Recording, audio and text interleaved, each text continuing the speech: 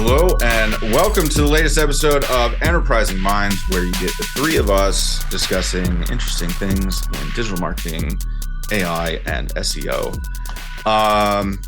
We kind of got lost in our pre-show chatter before we hit record, so I think we might end up just jumping right into what we were discussing. I was showing, for a little bit of context, I was showing Ruthi and Alex some really interesting AI summary tools from Writer. No affiliation as of this recording. It's just me trying it out and seeing. And I was kind of shocked because it's taking a process for this show that would have been up to 2 weeks of work, as like side project time, and distilling it down to 15 minutes, maybe. Right. It's pretty impressive and pretty awesome. So that's the context for the insights that Alex, you were beginning to speak about. Yeah, so jumping straight into it. So Writer was being used to provide some transcription as well as pull some quotes from it. So it was able to take video, pre-recorded video, and then pull that transcription information out. So we were able to take that, modify it, make it a blog post, do whatever we want with it. So the thing right now I'm kind of shocked by is that I'm not really seeing one solid kind of major brand come out and say that we are incorporating a whole kind of journey of tools. And what I mean by journey is kind of the marketer's journey. So Salesforce could come out with a tool saying that we have acquired rights to Canva for your imagery and your design and your templates. We've acquired access to Descript for transcription services and this other tool for podcast recording and quality improvement. So now you can basically just hit record and our tool will take care of the next 5 steps of pulling out a description, creating that transcription file for closed captioning, timestamping it, doing all that kind of stuff, creating the logo, adding in that artwork that's required to have your intro, outro. I mean, you can have that kind of pre-done. There's so many elements to it that take effort, but these AI tools are piecemeal, taking this little bit and optimizing it this little bit and automating it this little bit and coming up with a better enhanced version of your current base version, or this little bit and giving you 10 options for you to pick from. But there's not really a comprehensive element here that I've been seeing that kind of pulls in these different tools together, which is surprising considering how many of them are connecting API connections back to ChatGPT or API connections back to here or there.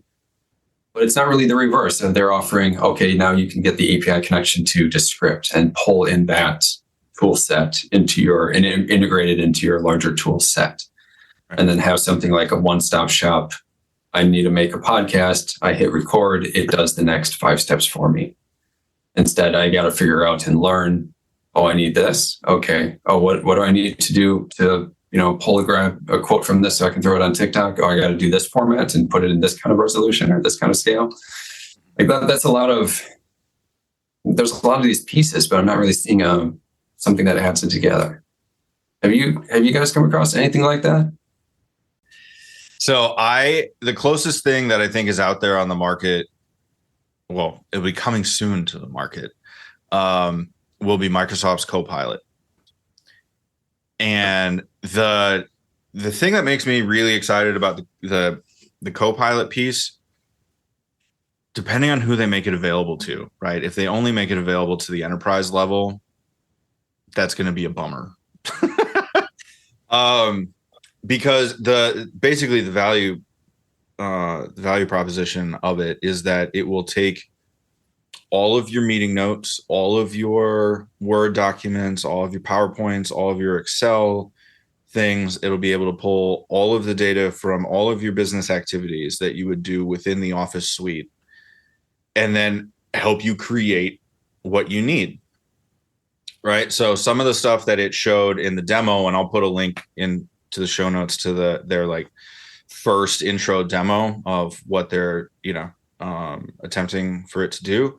It would be like, oh, I'm about to jump into this meeting, summarize the document that was shared as part of the meeting invite. so that you have a general thing, or it can say, based on the transcript, here's what you missed when you logged in 10 minutes late. Or you can then go into Copilot and say, based on the meeting that I had, or the notes that I took for the meeting that we did, create a PowerPoint based on the key takeaways. So now all of a sudden you have PowerPoint generation, you have data from your Excel sheets, you have your qualitative notes on meetings you would have on the data presentations and all of that stuff being combined, which, as we know, traditionally would take up a huge amount of time. I mean, just even building a deck, collecting all of the different data sources from all the different tools, to your point, that do one specific thing, takes a huge amount of time. But now it'll be fairly well automated. But to your point of very specific tactical things, I think there's going to be market consolidation. I mean, that's just always what happens, right? You get the brand new thing. There's a huge explosion of people tackling a very particular niche. And then the incumbents buy them, right? Like, I could easily see Descript because of its video editing and audio editing capabilities with the transcription. If the companies don't just outright grab that functionality and build it in-house, they could easily buy Descript. Apple or Adobe with their video editing things could easily buy Descript and incorporate that into their tool stack. Or they just build it in-house, right? I mean, that's the problem with, starting something, obviously. But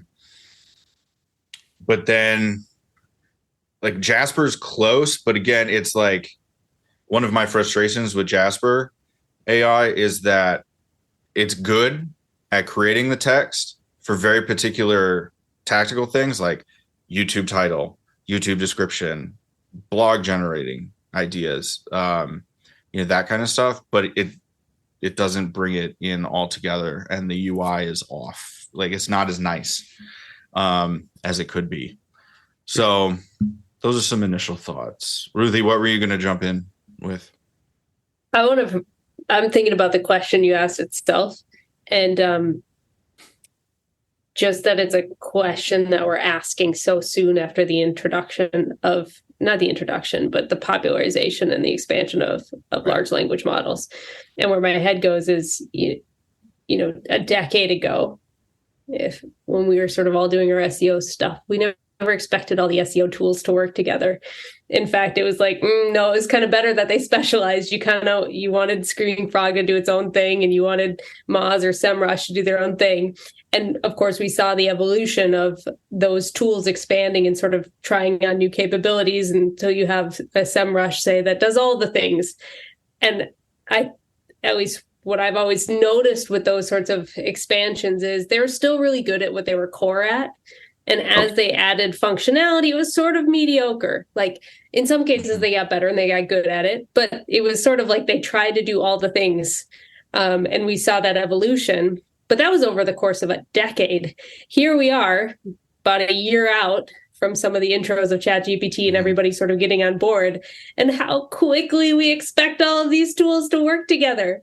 Like, that's just astonishing to me. It's like, what?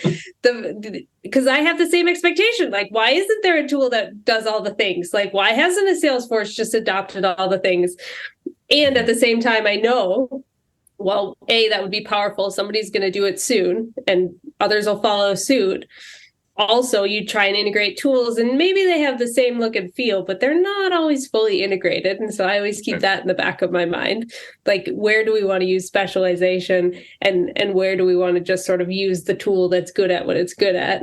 Then, of course, Dave shows us stuff like app.writer.com, and I go, oh, like, that's actually like the bringing together of a bunch of functionality is actually saving a lot of time and effort. So the value is there if you can get it right.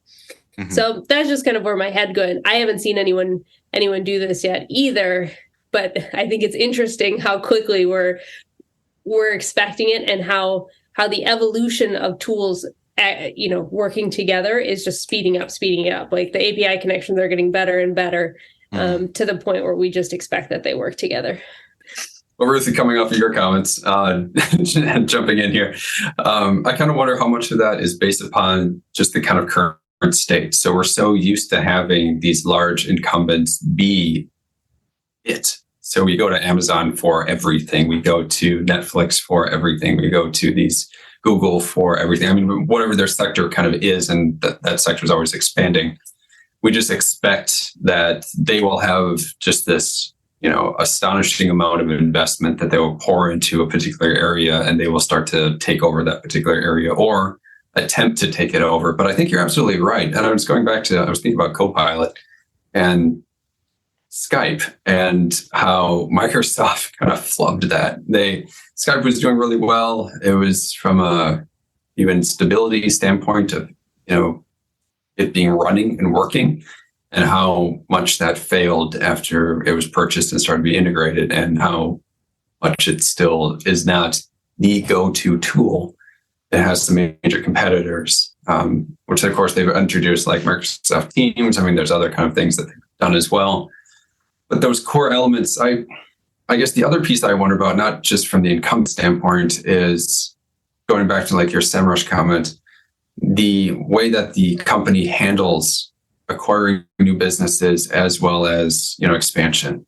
They are putting 75% of their funding right back into their primary tool. And then the remaining 25% that they're throwing into their company gets split between 5 different projects. And those small little teams endeavor and try to basically replicate what an entire another company is doing. And they never get there, not surprisingly. I kind of wonder if that's just an aspect of how they're running their business. So instead, if Amazon were to buy, or let's say, going back to the SEO examples, let's say SEMrush acquires Screaming Frog. What if they let Screaming Frog run by itself and have that team continue on its purpose and its journey? Because obviously they're set on a purpose and journey of making the best crawling tool for SEOs out there.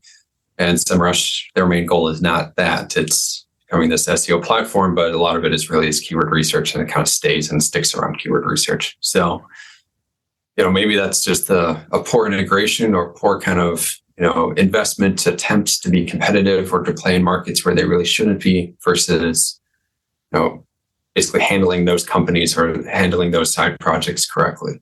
Right. I think the immediate example that comes to mind along those veins is what HubSpot did with The Hustle. Right. They realized The Hustle was targeting an audience that they absolutely wanted to be in front of with their tool. So they took, I think it was something like 6% of their annual marketing budget. So not very much, and bought The Hustle. And then once they did, they just said, we like what you're doing. Just keep doing it.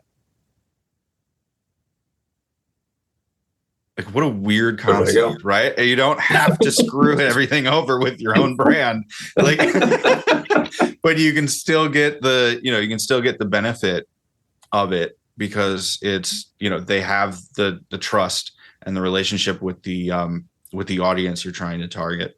So now it's, Hustle brought to you by HubSpot or whatever it is. I think that's keeping your eye on the game versus letting your ego play, which I've seen so often with rebrands. We could talk about Twitter going to X and how much of an ego play that is and how really dumb that is. But there's so many of those times where you see those companies buy and acquire another company, and it's not a moment of happiness for the users of that smaller company. It's usually a moment of sadness, and you're like, oh crap, they're going to get screwed up. Like, they were so good. Yep. And it becomes the downfall. Like it's kind of a negative pattern to say as a user, of saying, like, if Screaming Frog were to get acquired by just about anybody, I'd probably be shedding a tear for Screaming Frog, instead of saying, oh good, they will now have the investment to do the things they want to. Can you imagine all the Frogger memes that would happen if the frog got bought?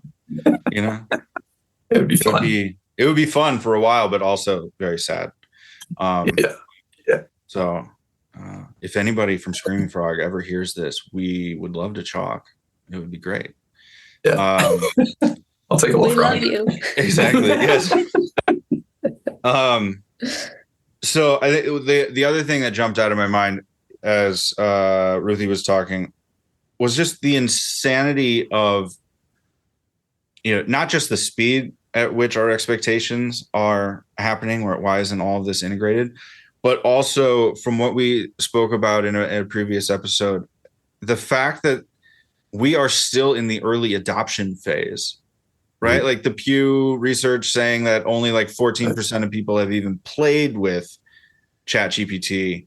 There's a tiny percentage of people in the workforce that are actually seeing any kind of benefit or even playing with AI at this level. And we already have these expectations, right? So it's kind of nuts to see, as this grows, as this expands, what will happen and how everything will tie together. I think it was the Marketing AI Institute. They did a recap in one of their podcasts of their events. And they have this phrase that hit me, where it's just like, yeah, remember, this is the dumbest AI that we will be dealing with. And it's already super impressive. On the one hand, you can be like, oh, shit. But on the other, it's kind of cool. It is kind of cool. It's scary, but it's kind of cool. Yeah. I think part of that too is just the fragmentation. There are so many AI tools being launched per week. Yeah. That you hope for somebody to pull it all together, because then it'd just be easier to handle it. Just from like a mental load standpoint, to also trying to figure out, where does this fit inside my workflow? It's really, really hard to say this particular transcription tool is the one for me, and I'm going to sign up for a 2-year license or something like that. I don't want to do that right now with any of the AI tools. I will sign up for a trial, and if it's free, I'll play around with it. And that's about as long as I'm going to get with it, because I know next week there's going to be yet another transcription tool out there. And I don't know, maybe it's better. It's still really hard to figure that out. It's just everything is a new company. There's not really reviews of anybody. There's not really a good way to sort through it and know that this is the one. Mm-hmm. Honestly, it'd be tough from a business proposal standpoint too. If I was trying to put together a business proposal, I would ask for, X amount of budget towards AI transcription tools, and then just kind of leave that open and just start working through different ones. And as it changes, instead of saying, I want to do this with this particular tool set. No, it's like you don't want to sign a contract, because to your point, there might be the next one that comes later. And that I think that makes me, there's another point with that, which is AI is coming quite quickly in terms of tool adoption and people creating all kinds of new ways of using AI in different ways as your virtual assistant and as helping you with content and so forth. Enterprise moves slow. Mm-hmm. Enterprise moves very slow. And so the adoption curve looks very different if you're an enterprise versus if you are a small business or an individual. Mm-hmm. And this, we've always compared enterprise companies to sort of like an armada, in terms of like it takes a long time to shift the whole armada, whereas you've got startups that can move around them very quickly. That's sort of their advantage, even if they don't have the big budgets. And I wonder if this advent of AI just increases that gap, where all of a sudden you've got the small startups who can both move quickly, but with AI, they also have access to way more resources than they would have otherwise. And you've got the armadas that are still extremely hard to move, right? It's really hard to move a Fortune 500 company. There's just a lot of people. There's a lot of processes in place to enable that many people. And it's going to take it a little bit longer for the Fortune 500s to be able to utilize AI in the same way. And I'm curious to see, like, do you have a bunch of drop-offs in the Fortune 500s? Like, can they just not compete? Do you amplify that effect where startups are just eating the Fortune 500? Or maybe you have that for a little bit until the Fortune 500s and 100s can catch up, and all of a sudden they're using AI, and all of a sudden they become much more powerful. And so you sort of have a shifting landscape over the next few years as the speed of adoption is different across different companies and individuals versus large enterprises. Mm-hmm. That's a huge area to explore. Yeah, I would definitely bet the latter. I'm just thinking of the AI tools that I've been seeing, and yes, I'm a marketer, so I'm probably more aware of those particular tool set. But that's what I'm seeing is it's because of large language models of what they're good at and diffusion models of what they're good at. So we have text, we have, we're starting to get like with code interpreter from OpenAI, we're starting to get kind of more towards the programming side of things, but really we're still kind of on that side of things. We're not at the logistics, contracts, and back end side of the business piece, which I think of those large Fortune 500s. They're in multi-year contracts with governments. They're in large shipping orders from, X country to the X country and manufacturing X product with a life cycle of 10 plus years. I mean, that's on such a different scale in the back end where they have waged that war and won in such large sums that they can sit on that for some time. And these startups won't be able to somehow kind of narrowly kind of come in and start eating away at significant portions of that. It would take them time, just like it would take anybody else to kind of rise up the ranks to try to tear down some of those companies. That being said, I'm thinking of that in definitely like a material product related world. If you switch that to tech, that could be really different. I mean, if we could get really great, totally AI created video content, could I create my own Netflix? Maybe. I mean, there's like a huge anime crowd. I'm not in it, but I know that there's a huge crowd there. There's a lot of money behind it. There are particular kind of video on demand services that cater directly to that audience and take from, those comics and the recordings and everything that's related to that and try to roll that up into a monthly fees. Could you create something else straight from AI and basically recreate something like that? Could I do a sci-fi movie better than Netflix could, or maybe cheaper without their overhead and operating costs? Like maybe there's some elements there that you can kind of sneak in with more of a tech-based company. But when I think product-based, then I definitely think the latter situation. Well, and the difference too is when you're smaller, you're on the offense, right? So you want to grow, you need to build that library of intellectual property, whereas the incumbents, right, they're defensive. So yeah, they're taking a longer time with AI because you don't want, like the Samsung example, right? You don't want to be the first company to accidentally submit proprietary information and then discover that everybody can see it, right? You have to be careful with what you're developing so that you can maintain your intellectual property, right? You have more to lose when you already have, the sandcastle and the moat around it, and yeah. And Did that really moat happen with Samsung? Yeah, there's a few companies that there's a product development. Information. There's a product development thing, and they grabbed onto AI, and lo and behold, it became part of the model. And so now, yeah. Little side, speaking of kind of like news around AI, and that was kind of an earlier one, but there's one where we're more recently talking about ChatGPT getting dumber. Maybe you guys seen any of the articles on that?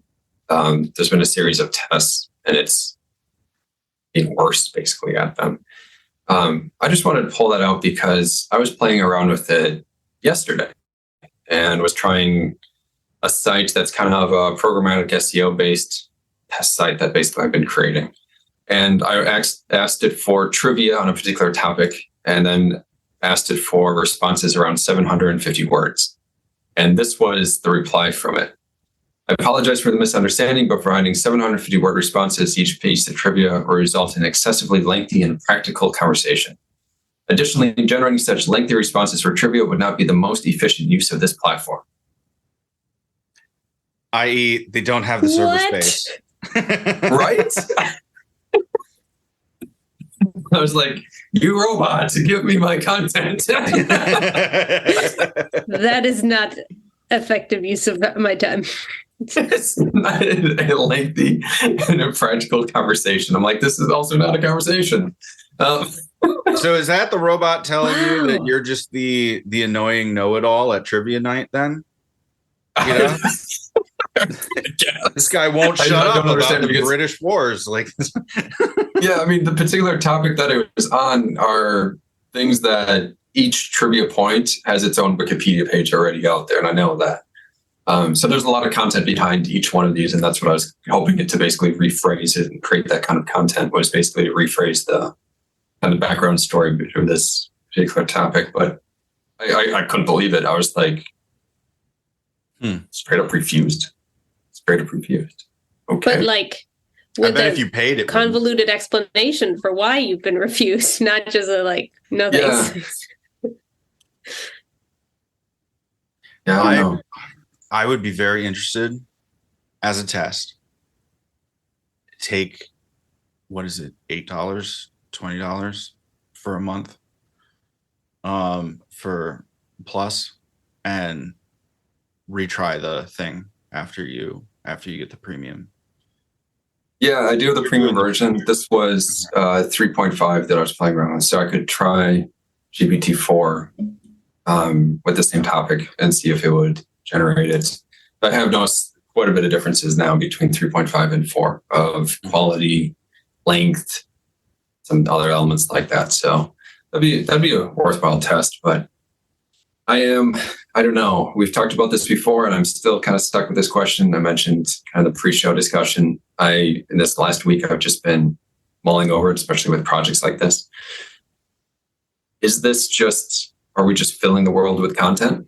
Is it going to be of quality? Is that just, maybe it's a rising tide sort of thing of the quality of content out there on the internet will now just be a little bit better? Maybe there'll be less weird spelling mistakes and stuff on forums because there'll be tools that would say, hey, let's rewrite this a little bit more concise instead of your rambling diatribe on this topic. Here's a short response to this forum poster. Maybe there'll be like, tool integrations and that sort of thing across the board, not just from blogs and programmatic SEO, but I don't know if it's going to improve things, or Dave, will it just erode the moat and content will no longer be a moat? Well, so, in my previous comments about whether or not AI is a steroid, and are we just reliving the steroid scandal of, the 90s baseball?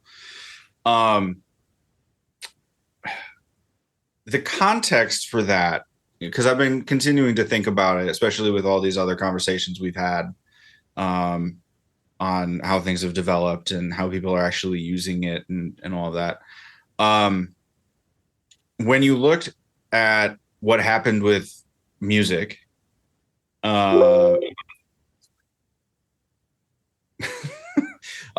if you look at what happened to the music industry during the 2000s, you had a number of things, right? You had Napster that was eating away at any of the record sales or the streaming or whatever else.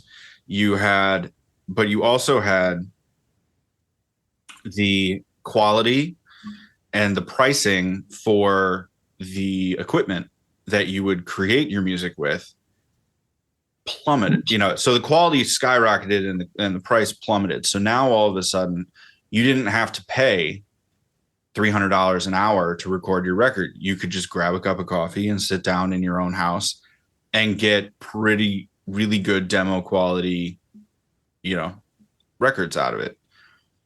The people who were able to take it to the next level knew how to mix properly, knew how to, do the audio engineering, bring it to that next level. So then you had Bandcamp, YouTube, TikTok, all that stuff flood with people who could now create their music and get that out into the world. But you still have the problem of garnering the attention for the work that you're doing, getting enough people to see it and like it, to engage with it and support you as an artist.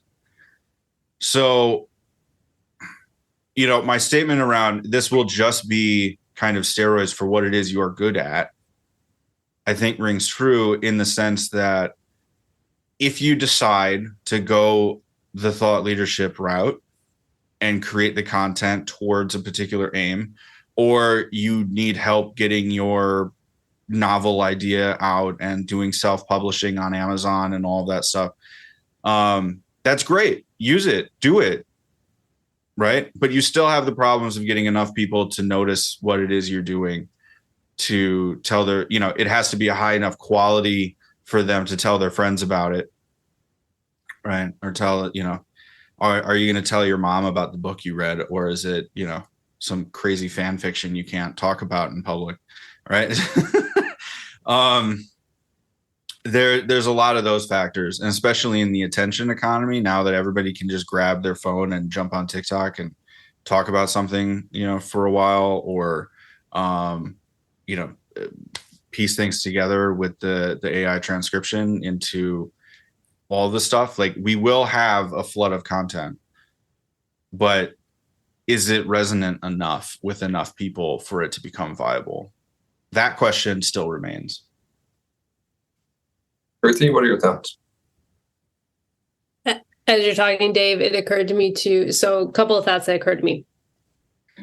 One is, AI is just a giant shift in the supply of content, right? So I think we're just going to have a lot more content at a lot lower price point, which is curious because a lot of the content that we consume is already free, right, in a sense. So one of the amazing things about the internet was just how willing people were to create content and share it for free on the internet, right?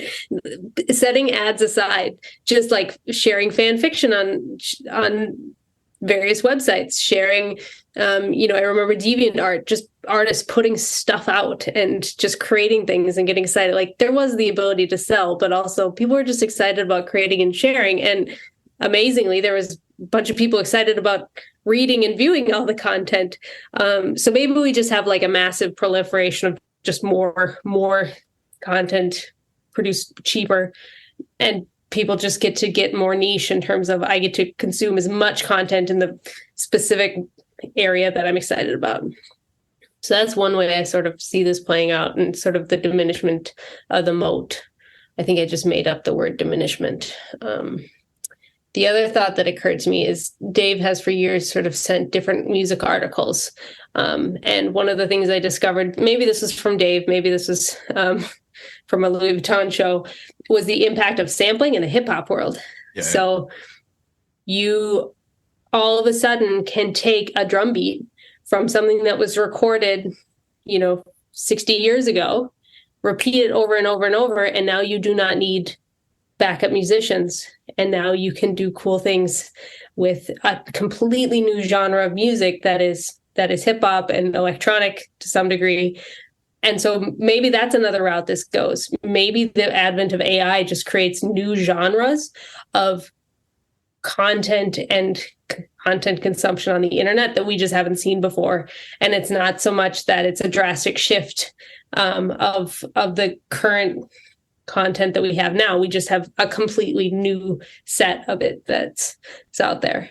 These are some very new ideas that is starting to take shape in my mind. I was seeing my grandfather, who's 93 years old, and later my kid was playing with this toy it's a DJ toy. And I was thinking about, like, how would I explain to him that I've paid to go to concerts to see one individual stand before a crowd in front of a small little mixer device and fiddle with the knobs, and thought that was an amazing experience. And versus the bands of his day, which I'm sure were far more than that, and live music versus pre-recorded music and all the rest of that. And how would I explain that to him? And I was thinking, I don't know if I can. That's just going to be such a different experience. But that's a really good point, Ruthi, of also, this is a new type of content. This was a new wave of content. It's not to say that there isn't live music being played anymore. It still is. This is now just another kind of avenue and a new way of doing that. Well, I think my dad lived in Denmark for a while in the 70s, and he has this story of sitting in a bar trying to explain what a marshmallow was.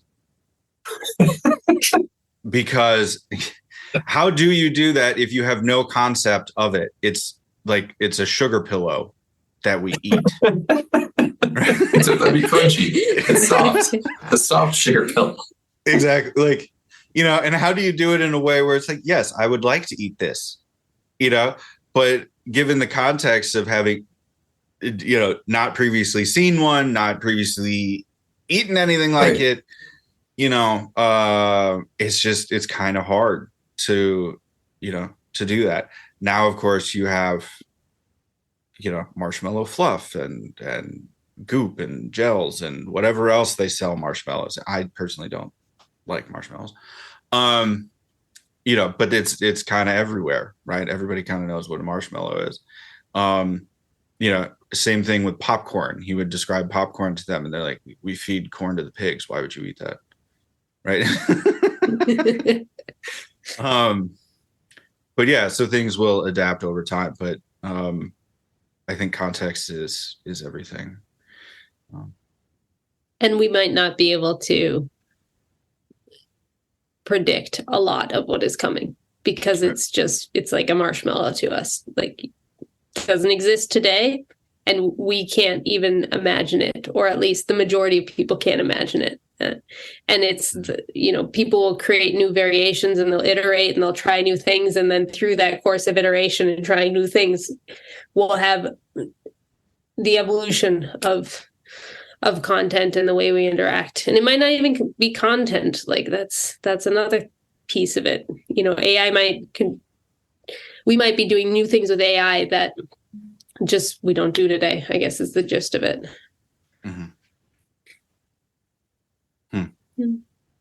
Well, this was an interesting discussion, kind of an impromptu one, but it is a nice summary of kind of all the things that we've been talking about and reading, and as we've developed down this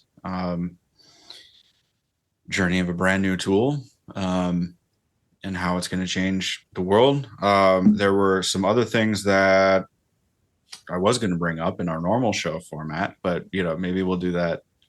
We'll do that later, or I'll do a one-off. We'll see what happens. But thank you all for listening. Like, subscribe, share. Find us on LinkedIn, Threads if you're on Threads. Whatever platform. And let us know. We love the feedback. We love the comments. Appreciate it. And we'll see you in the next episode. Cheers.